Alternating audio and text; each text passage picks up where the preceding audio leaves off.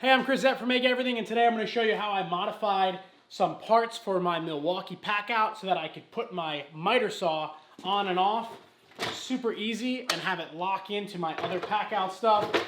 Simple mod that's going to make my workflow a lot more efficient and easier to use. Check it out.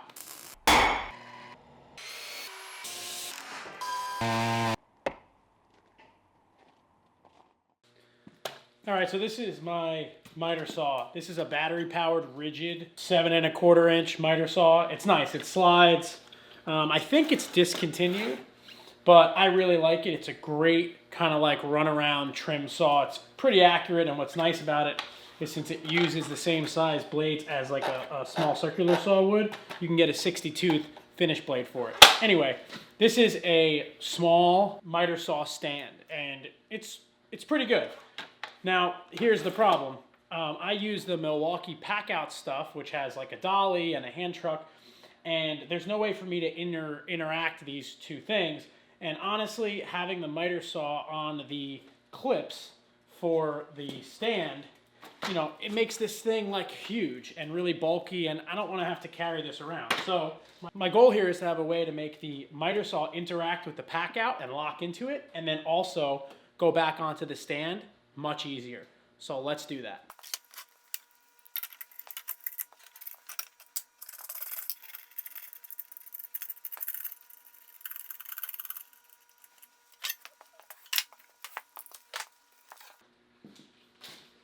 All right, so this is what I'm going to be using for this. This is a, they call this like a Packout plate, I think. They call this a Packout mounting plate. This is 20 bucks. I got this online. Home Depot sells them. And this is sort of like the key to this whole thing, because now I'll have a mounting plate for the miter saw, and I can adjust these and really just probably use these 1/4 inch bolts. Yeah, I can use these 1/4 inch bolts that we're bolting it down and adjust them out so that they bolt down to this plate. And then we're going to use some sort of feet to interact the saw with this.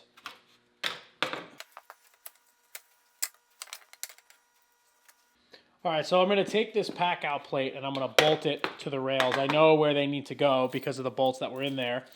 And I'm going to use these. These are just little stainless hex head.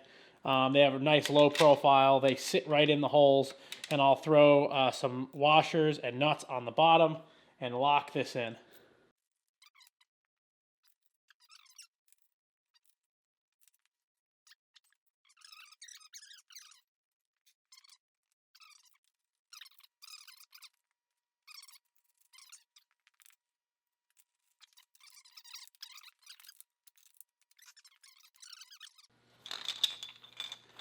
All right, so the way the feet line up on this, I'm going to need to add a piece of plywood to the bottom. I'm going to be using these, which are, they simulate the bottom of one of the Packout cabinets. And what they do is they slide in to this recess right here. So once I mount a plate to the bottom of the saw, I can mount this to the bottom of the plate.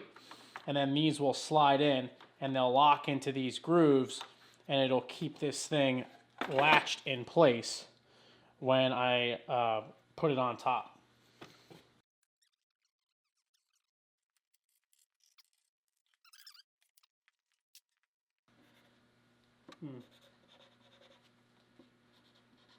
So this is a piece of 1/2 inch thick pre-finished plywood. I actually got this out of a scrap bin at my buddy's shop who makes cabinets. It's nice, you know, pre-finished maple on both sides, and I'll probably just round the edges, but I wanted something 1/2 inch because I didn't want to raise the saw too far up off this plate. Now I marked the 4 holes where the saw is going to be mounted to this plate, and then I also put some marks here on the back which show where the Packout bracket is. So in theory, I think I can just mount these in those spots and this thing will work. I think I want to kind of try to space these out a little bit, so I'm really forcing this thing on there so it locks in nice. And these little Packout feet, I bought these on Amazon. They're from a company called Stealth Mounts, and I think they're just like injection molded plastic. They've got two little countersunk holes for screws.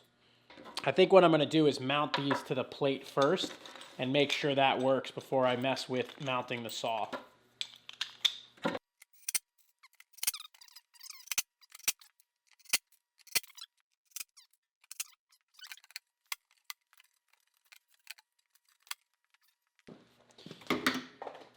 All right, so this works pretty good. I can feel the screw heads dimpling up a tiny bit, and maybe I'll just hit this, hit it with a little grinder right there. But it definitely has a nice interference fit. It's kind of hard to get on and off without anything on there, but I might wind up putting like a handle on it. But let's put the saw on there, and I'm going to throw some screws in and see how that works.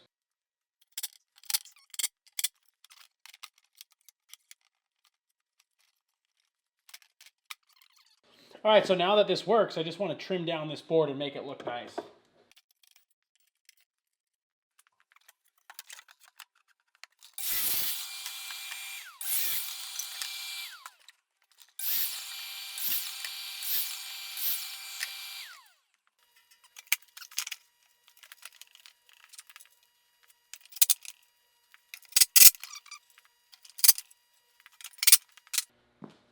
So I actually put a longer screw in this time, and it's going to stick out the bottom a little bit, and it might interact with the top of this, so I'm just going to grab the grinder and just cut those screw tips off.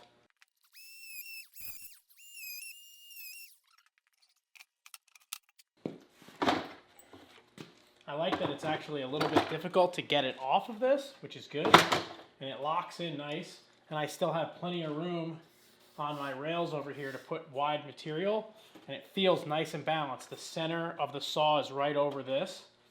Obviously I can still miter it in both directions. And something else I like about this is if I want to like put a little pad of paper here or stick my cut list, I have actually now a nice surface where it used to kind of just be floating and I couldn't ever put anything down on this. Now let me show you another reason why this is great. I'll grab some of my other Packout stuff and I can show you how this interacts with that.